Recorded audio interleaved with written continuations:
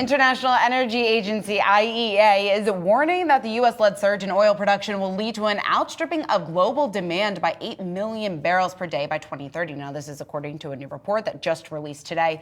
The report attributing this to a number of factors, including post-pandemic rebound, a slowdown, China's economic shifts, also advancements in clean energy. Ines Ferré closely tracking this for us, joining us now with more. Hey, Ines.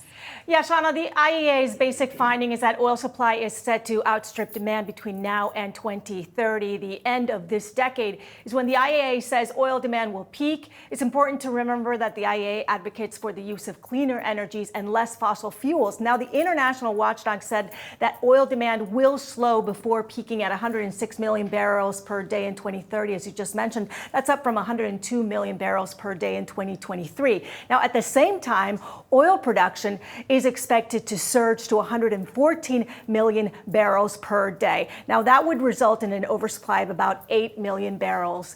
Right now, fossil fuels account for about 80% of global energy supply, and by 2030, that's expected to decrease to 73%. Despite this warning, by the end of the decade, oil demand is expected to be higher than what it is today, in part because of growing Asian economies, the aviation industry, which is very difficult to electrify, and petrochemicals. Remember that almost everything that you see around you that is synthetic, that's not made from wood or metal, comes from chemicals made of molecules derived from fossil fuels. And that industry has been growing as new materials are constantly being brought onto the market, guys.